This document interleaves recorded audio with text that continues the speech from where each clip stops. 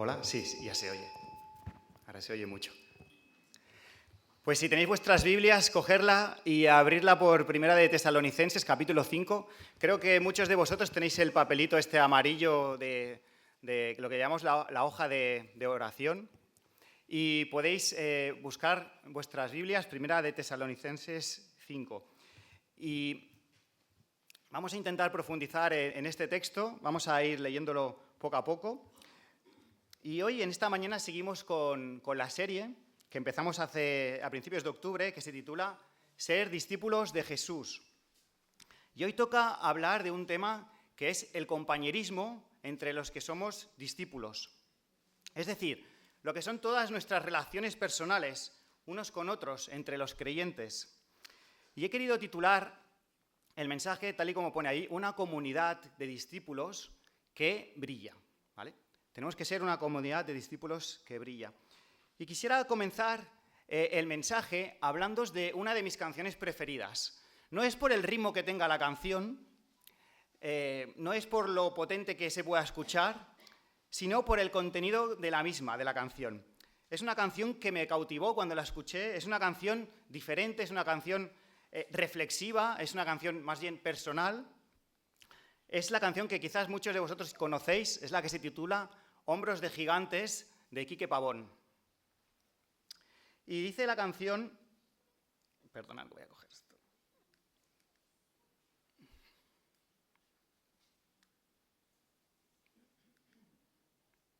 Hombros de gigantes, de Quique Pavón. Y el compositor, el Quique Pavón, está hablando en esta canción de todas aquellas personas que a lo largo de la historia, desde el siglo I hasta hoy, de alguna manera se han dejado la piel, se han dejado la vida por servir a Cristo. Y dice así la canción, os voy a leer algún fragmento de la misma. Dice, por todas esas personas que jamás recordaremos, muchas de ellas no sabemos ni siquiera lo que hicieron, por los héroes escondidos y jamás reconocidos, por la gente que jamás vio el resultado del trabajo y del esfuerzo realizado, por las vidas que salvaron con su ejemplo, por traernos a Jesús a nuestro tiempo. Y Quique Pavón, el cantante, dice que por todas esas personas que han conseguido traer a Jesús a nuestro tiempo, de alguna manera él se levanta en esta mañana, ¿no? Pues se levanta y le cantaba en esa mañana y le decía muchas gracias, dice la canción. Y dice otra de las estrofas, dice, y si parecemos hoy nosotros quizás algo más grandes, es porque vamos subidos sobre hombros de gigantes. Si tuviéramos las mismas agallas que aquellas personas, por dejarlo todo, por dar un mensaje, pero este mensaje no se escribe con tinta, se escribe con la sangre del más grande, de Jesús. Y esta mañana estábamos precisamente hablando de esto. Tanto Dani como Jonathan hablaban de la sangre de Jesús, aquella que limpia, y que somos limpios gracias a la sangre de Jesús. Y escuchando esta canción, la de Hombros de Gigantes, la edificación que hay de generación en generación, desde, como decía, el siglo I hasta hoy, me venía a la mente la imagen dels castellers. La verdad que en Cataluña tenemos una tradición centenaria que es única en todo el mundo. Sabéis que incluso los castellers se van a otras partes del mundo y les invitan para hacer actuaciones. Y utilizando esta imagen dels castellers, quisiera que viéramos que generación tras generación pues han habido hombres y mujeres que siempre han sido fieles y han transmitido el mensaje del Evangelio. Personas que han estado dispuestas a subir y poner sus hombros para intentar levantar un piso más a ese castillo. Hombres que han sido fieles y que han brillado en medio de las plazas, de las calles, en medio de las ciudades, que han podido de alguna manera brillar y ser esplendor de lo que es Jesús hacia otros. Y arriba del todo, ¿quién se encuentra arriba del todo dels castells? ¿Sabéis? La enxaneta, ¿no? La enxaneta es la que está arriba del todo y la que de alguna manera levanta la mano cuando se pone, seguramente lo habéis visto alguna vez, ¿no? Se levanta la mano indicando que esa colla castellera ha conseguido edificar ese castillo, ¿no? Y de alguna manera, extrapolándolo a nuestra fe cristiana, yo puedo decir que décadas atrás yo era esa enxaneta. Yo era como esa enxaneta. Y tengo que dar las gracias a mis padres porque fueron esos hombros de gigantes en quien me pude sujetar para que ese piso llegase yo arriba y poder levantar la mano. Ellos fueron fieles y fueron constantes en transmitirme la fe en Jesús. Pero también ese castillo espiritual en el que yo pude levantar la mano estaba reforzado por muchas personas que estaban a su alrededor y que le habían acompañado, que me habían acompañado y que me habían también enseñado la palabra de Dios. Quizás aquellas personas cuando yo era niño que me explicaron de Jesús en la escuela dominical, aquellos familiares, mis abuelos, que también me hablaban de Jesús. Muchos también pusieron sus hombros de gigantes. Algunos de ellos están aquí entre vosotros también. Y siendo adolescente, sobre los 13 años, yo de manera simbólica levanté la mano al cielo, como esta chica, y acepté a Cristo como mi Señor y mi Salvador personal.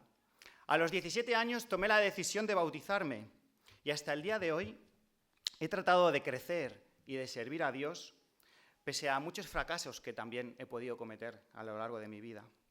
Y manteniendo la idea esta dels castellers, quisiera que fuéramos a leer 1 de Tesalonicenses 15.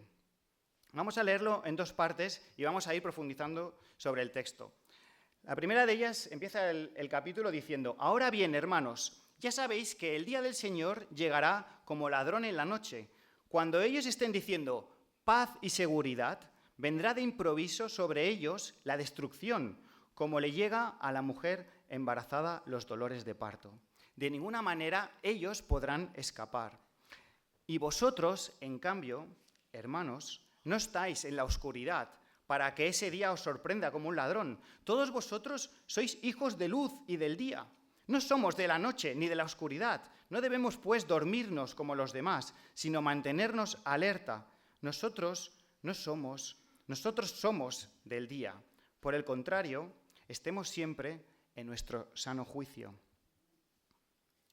Sigue diciendo el texto. Estemos siempre en nuestro sano juicio, protegidos por la coraza de la fe y del amor, y por el casco de la esperanza de salvación.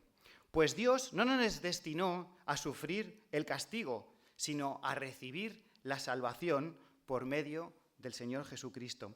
Él murió por nosotros para que en la vida o en la muerte vivamos siempre, siempre y siempre con Él. Y de estos primeros versículos quisiera sacar tres ideas iniciales. La primera de ellas es que un día Jesús volverá. La Biblia deja muy claro que un día Jesús volverá. Y como creyentes, eso es lo que esperamos, esa es la fe que tenemos. El texto dice que Jesús volverá un día como ladrón en la noche. ¿Qué significa esto? Esto no significa que vendrá a robar, sino que vendrá de una manera inesperada, imprevista. Nadie sabe cuándo vendrá. Ninguna persona lo sabe. El mismo texto de Mateo 24, Jesús nos indica que aquel día nadie lo sabe, ni los ángeles del cielo, ni el mismo Hijo, es decir, de Jesús. Nadie sabe cuándo vendrá, solo lo sabe el Padre, dice el texto de Mateo. Muchas personas han intentado predecir cuándo será el día en que Jesús va a venir. Quizás estudiando la Biblia, quizás viendo el libro de Daniel, elucubrando un texto con otro. Pero esto solo al final provoca mal testimonio a la Iglesia, porque han pasado esos días y Jesús aún no ha venido. Así que nadie sabe cuándo Jesús va a venir. Ahora bien, ¿cómo nos va a encontrar el Señor cuando Él venga? Y habla de dos grupos. Dice que en el versículo 3 que hay un primer grupo y habla de ellos. Y ellos dice que son aquellos que han rechazado la fe en Jesús.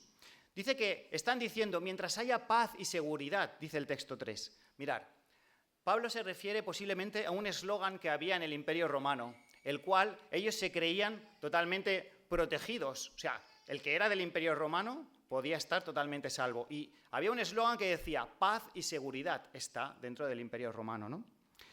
Dice que en esa situación ellos se sentían totalmente convencidos, sin la necesidad de creer en Dios ni en Jesús.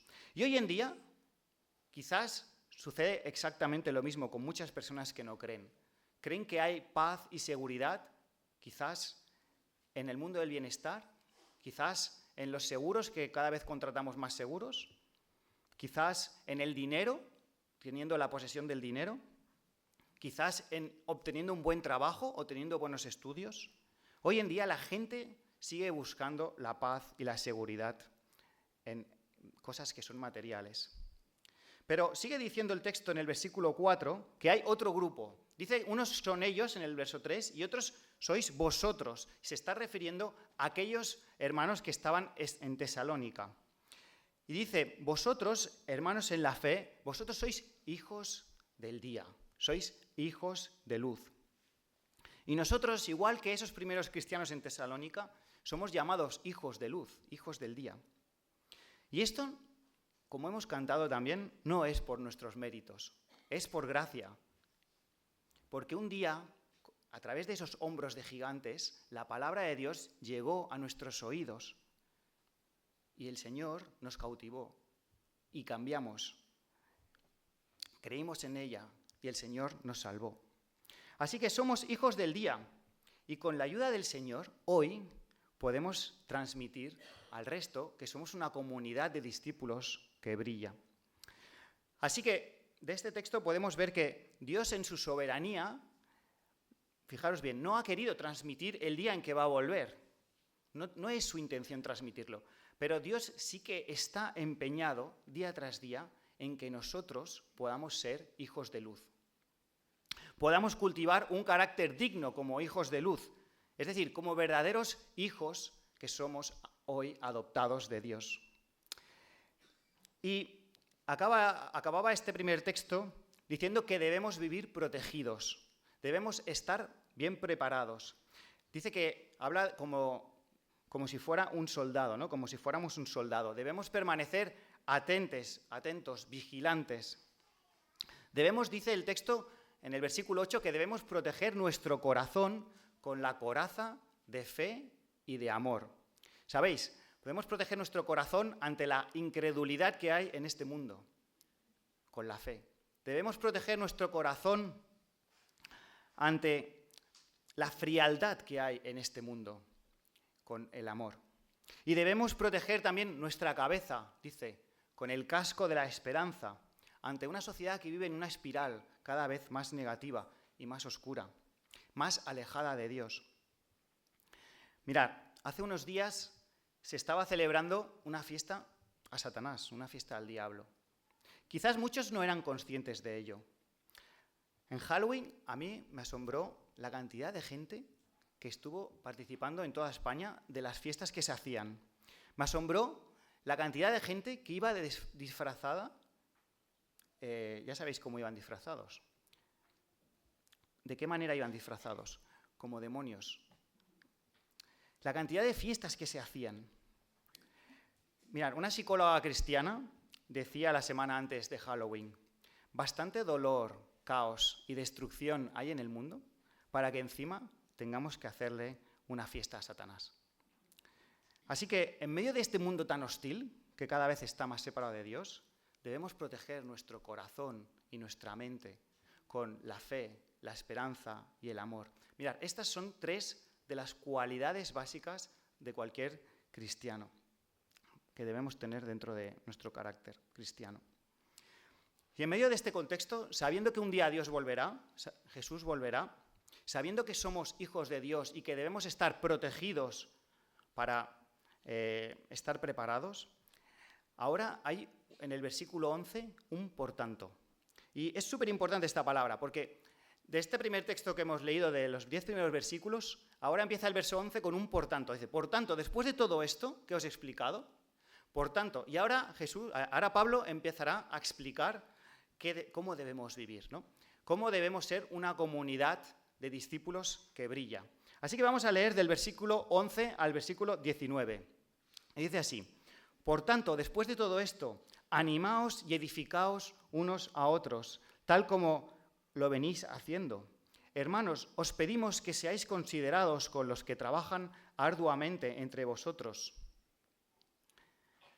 y os guían y amonestan en el Señor. Tenedlos en alta estima y amadlos por el trabajo que hacen. Vivid en paz unos con otros. Hermanos, también os rogamos que animéis a los desanimados, ayudéis a los débiles y seáis pacientes con todos. Aseguraos de que nadie pague mal por mal. Más bien, esforzaos siempre por hacer el bien. No solo entre vosotros, sino a todos. Estad siempre gozosos. Orad sin cesar. No apaguéis el espíritu. Y Pablo empieza diciendo, animaos y edificaos unos a otros. Mira, qué importante es edificar el cuerpo espiritual. Qué importante es discipular. Qué importante es edificar la iglesia. Y los creyentes del primer siglo, los creyentes que encontramos en el Nuevo Testamento, no pensaban en la idea de que la iglesia era un lugar a donde teníamos que ir. Lo veían como algo que ellos eran. La iglesia no era para ir, era para acercarse, era el sitio para unirse, eran las personas. Y quizás el hecho de que en castellano utilizamos la misma palabra de iglesia para las personas que iglesia para lo que es el local, hace que en algunas ocasiones confundamos el término de ir a la iglesia, porque al final somos nosotros los que somos iglesia. Y somos nosotros los que tenemos que edificar ese cuerpo de personas que van edificando como ese castillo que se va construyendo. Y el enemigo está deseoso de destruir todo lo que nosotros vayamos haciendo, de destruir relaciones de compañerismo, de destruir las amistades que nacen dentro de la iglesia, de destruir nuestros matrimonios, de destruir y buscar la división para que no haya unidad ni fortaleza entre nosotros, para que se fracture y para que se rompa la iglesia, para que se caiga quizás un castillo. Pero nuestros hombros deben permanecer bien unidos, deben permanecer fuertes y edificados con la ayuda del Señor. Y la primera iglesia empezó el día de Pentecostés y hoy debe seguir edificándose. Debe seguir edificándose por las nuevas generaciones que tenemos, por nuestros hijos, por los más pequeños que están abajo en la escuela dominical, por nuestros adolescentes que se han ido a escuchar, por nuestros jóvenes.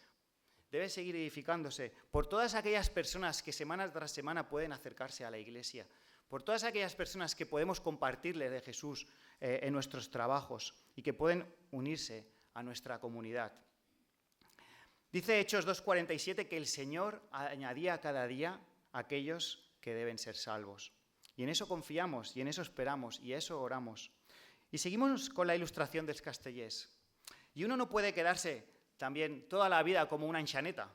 Uno no puede quedarse toda la vida arriba, sino que debe crecer espiritualmente. Debe prepararse conociendo más la palabra para poder fortalecer esos hombros espirituales, para poder levantar también a otros, para poder seguir edificando la iglesia. Así que hoy quiero preguntarte una cosa. Si llevas menos de 2 o 3 años desde que aceptaste al Señor en tu vida, desde que te cautivó, desde que te convertiste, ¿estás formándote y preparándote para poder llegar a discipular a otra persona? Y si llevas más de 3 años desde que te convertiste, más de 10 años, más de 15 años, ¿ya estás preparado para empezar a discipular a otro? ¿Para poder seguir edificando la iglesia? ¿Te estás preparando para liderar ministerios con los niños, con los jóvenes, con nuestros mayores? ¿Podrías empezar a coliderar lo que es un grupo de hogar para el año que viene empezar a liderar un grupo de hogar? Mirad, el que se está sacando el bachillerato, como por ejemplo mi hijo, está dedicando muchas horas a estudiar. Está preparándose, se está esforzando. Aquella persona que es un atleta y quiere hacer marca en su carrera, ¿qué tiene que hacer? Entrenar, esforzarse. ¿Nos estamos preparando para poder servir a Cristo? Quizás no todos estamos llamados a ser grandes líderes. Quizás no estamos llamados todos a ser líderes de grandes ministerios, grandes predicadores que vayan por el mundo. Pero sí que todos somos llamados a edificar la iglesia. Todos somos llamados a arrimar el hombro, a animarnos unos a otros, a ser una comunidad de discípulos que brilla. Y Mateo nos lo recuerda en el capítulo 25, verso 23. Dice Jesús, bien, siervo fiel, en lo poco has sido fiel, en lo mucho te pondré. Y Pablo sigue diciendo en el versículo 12, considerad a los que trabajan arduamente entre vosotros y os guían y os amonestan en el Señor, tenedlos en alta estima y amadlos por el trabajo que hacen. Mirad, toda comunidad necesita personas que lideren y que guíen. Y la responsabilidad del liderazgo no es fácil, no es fácil. Ya sea que estés en el consejo pastoral, o que estés liderando un grupo de hogar, o que estés liderando el grupo de jóvenes. Todo lo que viene a ser el liderazgo de personas no es fácil. Considera la labor de aquellas personas que están liderando espiritualmente la comunidad y ora mucho por ellos. Jóvenes, ¿estáis orando por vuestros líderes de jóvenes? Y desde el Consejo Pastoral os pedimos a la Iglesia que podáis seguir orando por nosotros, que podáis perseverar en oración continuamente, para que el Señor siga dándonos sabiduría, siga fortaleciéndonos y nos siga guiando, para que el Señor a su tiempo pueda levantar a un obrero también otra vez a pleno tiempo en la Iglesia, para que el Señor siga levantando nuevos líderes en cada uno de los niveles que hacen falta. Fijaros en la idea que Pablo habla a la hora de ejercer. Dice el texto en el versículo 12 que esos que lideraban no lideraban por encima de vosotros. Fijaros el texto, dice que lideraban entre vosotros, nunca por encima. El Señor busca líderes y personas que puedan practicar autoridad espiritual, pero siempre bajo la autoridad del Señor. Ahora bien, de la misma manera que un padre o una madre quiere ayudar en su camino a un hijo, y a veces hay que marcar ciertos límites, o a veces hay que decir que no, o reconducir ciertas situaciones, en el liderazgo de la Iglesia, a veces con la idea de querer ayudar a los que estamos en la Iglesia, debemos tratar ciertas situaciones, y siempre tratándolas en la perspectiva y la base del amor. Y Iglesia, estoy convencido que si hay una amonestación o una advertencia a tiempo, puede ser para cada uno de nosotros uno de los regalos de gracia más llenos de amor que alguien te puede dar por parte de uno que haya sido un buen líder. Y como punto de partida me quedo con la frase del predicador John Wesley, un gran predicador que hubo siglos atrás, y dijo: debemos ser rigurosos a la hora de juzgarnos a nosotros mismos y estar llenos de gracia a la hora de juzgar a los demás. Y vivimos hoy en día en una sociedad en la que cada vez nos cuesta más abrirnos entre aquellas personas que tenemos cerca de lo que sería nuestro círculo, ¿no?, de confianza. A veces nos encontramos en una situación personal complicada. Preferimos llevarla por nuestras propias fuerzas. Pero de cara a la galería, cuando estamos en la iglesia, ¿qué decimos? ¿Cómo estás? No, todo bien, todo me va bien. Todo va bien, ningún problema. Pero por dentro puede ser que hoy te estés hundiendo. Puede ser que estés agotado o agotada. Puede ser que estés fracturado. Puede ser también que estés viviendo una vida de pecado, sin saber cómo salir de esa situación tan complicada. Mira, por el bien de tu propia vida, por el bien de los que tienes a tu alrededor, por el bien de la iglesia, de la comunidad que estamos edificando, yo te pido que pidas ayuda a tiempo. Es necesario que pidas ayuda a tiempo. No te lo quedes para ti solo. Si no, la edificación de la comunidad se va a resentir. Va a llegar a fracturarse. Puedes contactar con tu líder de jóvenes, puedes contactar con tu líder del grupo de hogar, o puedes contactar con el consejo pastoral, para que con amor podamos ayudarte, no juzgando a la persona, no queriendo machacar a la persona, sino ayudarla a levantar en medio de una situación complicada, ayudarla a seguir levantando la iglesia para que fortalezca también sus hombros. No queremos que la edificación caiga y que al final sea una batalla ganada por el enemigo. Aquel que vez tras vez solo vemos en la Biblia que lo único que quiere es destruir y destruir la iglesia. Sigue diciendo el verso 15, esforzaos por hacer el bien, no solo entre vosotros, sino a todos.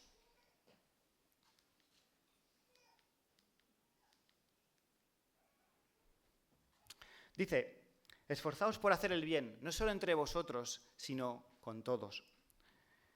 La manera en que vivamos el discipulado, la manera en que vivamos cómo somos discípulos de Jesús, afectará directamente a nuestro testimonio personal, acercando o alejando a familiares y amigos a Cristo. Nuestro testimonio va a acercar o va a alejar. Depende si tenemos un buen testimonio o un mal testimonio. Iglesia, ¿queremos ver conversiones? ¿Queremos ver vidas rendidas a Jesús? ¿Queremos ver vidas que están implicadas a Jesús? ¿Queremos levantar otro piso en ese castillo humano? Sé un discípulo con un buen testimonio y serás de impacto a otros. De alguna manera seremos una comunidad que brille. Mirad, cuando yo era joven, le decía al Señor que yo quería ver una conversión a través de algo que yo pudiera hacer. Señor, yo quiero ver que alguien se convierta porque le comparto de Jesús. Y eso nunca llegaba. Y me sentía frustrado de alguna manera. Me sentía frustrado y con el paso del tiempo entendí que yo lo único que tenía que hacer era esforzarme por hacer el bien y dar buen testimonio. Y que a su tiempo el Señor haría. Dice la palabra en 1 Corintios 3:6 que fue Pablo el que sembró, fue Apolos el que regó, pero el crecimiento, ¿quién lo da? Dios. Así que esforcémonos por hacer el bien y el Señor a su tiempo hará. Y cuando llegamos al versículo 16, ahora Pablo empieza a dar unas breves advertencias finales, antes de acabar lo que sería la primera carta de Tesalonicenses, ¿no? Y la verdad que los de Tesalónica, cuando lo lees en el capítulo 1, vivían esforzándose, o sea, tenían una buena actitud delante del Señor. No es que les escribiese una carta para amonestarles, ¿vale? Sino que empieza el capítulo 1 diciendo que lo hacían bien, ¿no? Pero ahora les da unas breves advertencias finales, esas instrucciones que, por ejemplo, una madre cuando va a dejar a su hijo porque se va de colonias, le dice esas instrucciones de pórtate bien, ¿no? Ahí en el autocar, ¿no? Yo recuerdo que mi madre, cuando cojo el coche para irme de viaje por Europa, siempre me dice, Josué, cuidado con la carretera. O sea, esas instrucciones finales, ¿no? En mi caso, yo siempre le digo a mis hijos lo que son las 2 P's. Ellos ya lo saben, las 2 P's.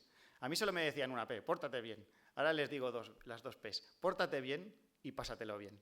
Son las 2 instrucciones que le doy siempre a mis hijos finales. Pues ahora vamos a ver unas instrucciones finales que Pablo es como si fueran las últimas palabras que quiere aconsejarle a los que están en Tesalónica. La primera de ellas la encontramos en el verso 16. Y dice así, estad siempre gozosos. Y fijaros la foto. Gozosos en la cárcel. Dani ya lo estaba leyendo antes y yo tenía este texto también guardado aquí. Pablo y Silas estaban en la cárcel, pero ellos estaban gozosos, estaban encarcelados y seguían cantando y orando al Señor. Porque el gozo no depende de las cosas en las que podamos hacer de este mundo, sino que proviene directamente de Dios. El gozo que tenemos en nuestra vida es aquello que nos llena el Espíritu Santo. Es uno de los frutos del Espíritu Santo. Y nos da una alegría inmensa, a pesar de las circunstancias en las que cada uno esté pasando. Y quizás en esta situación, pensando en Pablo y en Silas, pensando en nuestras vidas, quizás de alguna manera estamos fallando como discípulos. Porque quizás estamos llenando nuestra agenda y nuestro día a día de cosas que nos están consumiendo nuestro tiempo. Quizás nos quitan tiempo de calidad con nuestro Señor. Nos quitan tiempo de calidad para poder levantar una adoración genuina al Señor. Nos quitan tiempo de oración en nuestras casas para poder hablar con Dios. El gozo es uno de los frutos del Espíritu Santo y quizás no estamos experimentando ese gozo porque no tenemos una relación íntima con el Espíritu. Y nos autoengañamos pensando que la felicidad se va a conseguir con las cosas de este mundo. ¿Acaso pensamos que las cosas de este mundo nos van a dar verdaderamente ese gozo? Quizás estamos más atentos a las cosas que son visibles que a las cosas que son invisibles. Pero cuando la presencia del Espíritu Santo llena tu ser, se genera un gozo inigualable, un gozo que no tiene fin. Quizás estamos desentrenados en ello. Quizás no dejamos que su presencia invada nuestro ser. Quizás nos estamos perdiendo muchas bendiciones. Creo, Iglesia, que tenemos que acercarnos más y más a la presencia del Señor para disfrutar tiempos con Él y para poder vivir el gozo del Señor. La segunda instrucción, la breve instrucción que nos dice Pablo, la segunda la encontramos en el versículo 17. Y dice así, orad sin cesar. Una comunidad de discípulos que quiere brillar tiene una relación íntima con el Señor a través de la oración. Mirad, a Dios le sobran las personas que son capaces de hacer cosas, pero a Dios le faltan las personas que le son fieles, que a su lado día y noche son fieles a Él en oración. Dios aplaude esa fidelidad. Dios quiere discípulos que se relacionen íntimamente con el Maestro. ¿Tienes un espacio específico en tu habitación o en tu casa para poder ser ese cuarto de guerra, ese cuarto de oración? Mira, ¿sabes una cosa? Hoy tenemos la posibilidad de hablar con aquel con el que vamos a pasar toda la eternidad. No sé si somos conscientes de ello. Puedes anticipar ya conversas con él a través de la oración. Como decía Jonas, había estropeado el wifi. Nosotros tenemos conexión directa, 100% con él. Y pensando en la comunidad, Jesús dijo en Mateo 21:13, pensando en lo que es nuestra iglesia, que mi casa será llamada casa de oración. Quizás hacemos muchas cosas en la iglesia, pero lo que quiere centrarse Jesús es que nuestra iglesia, nuestra comunidad, sea una iglesia que sea una casa de oración. ¿Por qué? Porque la oración es el motor de la iglesia. La oración es aquella que fortalece los hombros para construir, para edificar la comunidad. Sin la oración, el castillo que vamos a construir se va a resentir. Y yo tengo 3 sueños para la unidad. Tengo 3 sueños relacionados con la oración. El primero es que en las reuniones de oración de los jueves consigamos 100 conexiones. 100 conexiones en 100 diferentes casas que se conecten juntos para poder orar. Viendo la necesidad que hay, como por ejemplo ahora el desastre de la Dana en Valencia. 100 conexiones que se conectan los jueves por la tarde en el Zoom y que oran fervientemente por aquellos obreros y por aquellos misioneros que están dejándose la piel. El segundo de los sueños es que cada mañana sabéis que a las 10:30 nos juntamos ahí arriba a orar. Pues sueño en que seamos 50 personas orando ahí arriba a las 10:30 y que juntos nos podamos poner en grupitos y podamos orar, pidiéndole por la reunión de alabanza, pidiendo por el tiempo de la escuela dominical, por los niños, pidiendo por el que va a predicar, pidiendo por aquellas personas que están por venir y que escuchen la palabra del Señor. Y el tercer sueño que tengo es ver la iglesia así, como está ahora llena, un viernes por la noche cuando quedamos para orar. Orar por nuestros jóvenes, o orar, como por ejemplo el viernes pasado, por la iglesia perseguida. 3 sueños que tengo, que como iglesia podemos profundizar, porque el Señor nos dice, oremos sin cesar. Y me da la sensación también que quizás no vemos la necesidad de orar. Estamos demasiado centrados en hacer lo que se ve, en aquello que es tangible. Y acabamos incluso reduciendo lo que es el poder de la oración. Entonces es cuando el diablo sigue ganando batallas espirituales, porque no estamos viviendo una relación íntima, en oración ferviente con nuestro Señor. Y el último consejo, la última instrucción que Pablo da, la encontramos en el versículo 19. Y dice así: no apaguéis el Espíritu, no apaguéis al Espíritu Santo. Una comunidad de discípulos que quiere brillar tiene la presencia del Espíritu Santo muy cerca y no la apaga. Vivimos en el mundo, pero no somos del mundo, somos ciudadanos ya del cielo. Y esto es como un buceador que inicia una inmersión en un océano. Primero debe ponerse el traje de buzo, aquello que hemos leído antes, la armadura de Dios, ¿vale? Hablábamos de la coraza y del casco, hablábamos de la fe, de la esperanza, del amor. Uno tiene que ponerse el traje de buzo, pero además, para poder seguir respirando debajo del mar, necesita ponerse una bombona de oxígeno. Y esa bombona es la presencia del Espíritu Santo en nuestro ser. Sin bombona de oxígeno, acabaremos muertos espiritualmente en muy poco tiempo. Necesitamos estar conectados día tras día con el Señor. Y quizás hoy en día algunos de nosotros estemos en la UCI espiritual. Necesitamos reanimarnos unos a otros para poder tomar aire dentro del mar. Puede ser incluso que estés yendo a las actividades de los jóvenes. Puede ser incluso que estés viniendo todos los domingos a la iglesia. Pero si no estás conectado a la presencia del Señor, si no estás conectado a su Espíritu, no vivirás la vida cristiana como Dios te está preparando para ti que vivas. Y el enemigo, el diablo, busca vez tras vez separar lo que son nuestras emociones y nuestros pensamientos de lo que es la presencia del Señor. Quiere alejarnos de lo que es la bombona de oxígeno. Puede ser también que quizás de una manera reiterada estés viviendo en una situación que está apagando el espíritu, ¿no? Y dice el texto, no apagáis el espíritu. Una situación de pecado. Sabes que a Dios esta situación no le agrada. Sabes tú que esta situación no te conviene a ti mismo. Quieres dejarlo. Vives en el pecado, pero quieres dejarlo. Pero el pecado te tiene bien enganchado. Necesitas cambiar la atmósfera de maldad y de pecado. Necesitas quebrantarte, necesitas arrepentimiento, pero solo no lo vas a poder hacer. Necesitas la presencia del Espíritu Santo en tu vida, necesitas la presencia de Dios en tu vida para poder desatarte de esta situación. ¿Sabes una cosa? En medio de esta situación quizás que estés viviendo, lo que para ti hoy sea una batalla privada, que estés fregando contra el pecado, mañana, si la consigues superar, será un testimonio público, diciendo, yo no podía solo, pero el Señor lo hizo por mí. El Señor me liberó, el Señor me restauró. Lo que hoy es una batalla privada en tu vida, el día de mañana puede ser un testimonio público hacia los demás, diciendo que el Señor me liberó.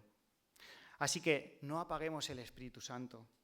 La palabra te está diciendo que le des el control de tu vida al Señor. Hemos visto algunas instrucciones básicas que Pablo nos estaba diciendo y quería acabar con el versículo 23. Y dice así, que el Dios de paz os santifique por completo y conserve sin pecado todo vuestro ser, todo vuestro espíritu, toda vuestra alma, todo vuestro cuerpo, hasta la venida, que un día el Señor vendrá, de nuestro Señor Jesús. Y la meta del cristiano no es la salvación en sí. La meta del cristiano es parecernos más, cada vez más, parecernos más a la persona de Cristo, aquel que es nuestro Maestro, aquel que nunca cometió pecado. Que podamos ser discípulos que vamos de la mano del Maestro, que podamos ser discípulos que brillan, que podamos ser discípulos que a pesar de las dificultades intentamos luchar por vivir vidas santas, diferentes a lo que es lo corriente y lo que encontramos en esta sociedad.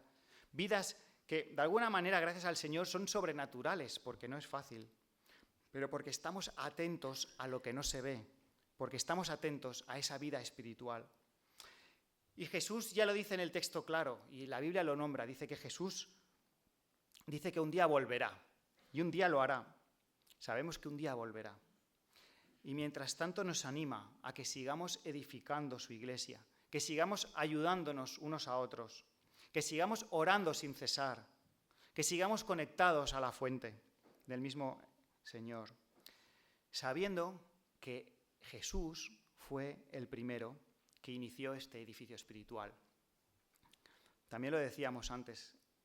Jesús fue el primero que puso sus hombros allí en la cruz. Jesús fue el primero que en el Gólgota se entregó por completo. Jesús fue el primero que dio ejemplo como maestro, siendo humillado, siendo insultado por sus contemporáneos, por los que estaban en su generación. Pero Jesús fue la piedra angular del inicio de la comunidad cristiana. Jesús es esos hombros de gigantes en mayúsculas que hoy están debajo y que están sujetando el castillo humano de la Unidad de Barcelona. Y para acabar, quisiera que pudiéramos apagar las luces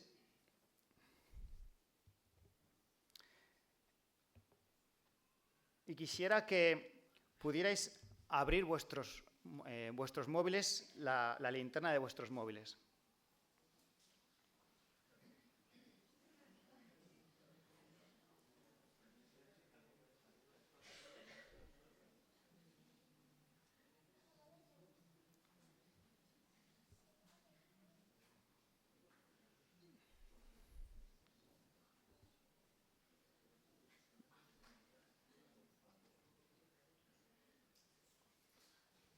Mirad, en medio de la oscuridad y de la adversidad que hay en este mundo, hoy tú puedes ser esa luz que brilla y que permanece en el gozo del Señor.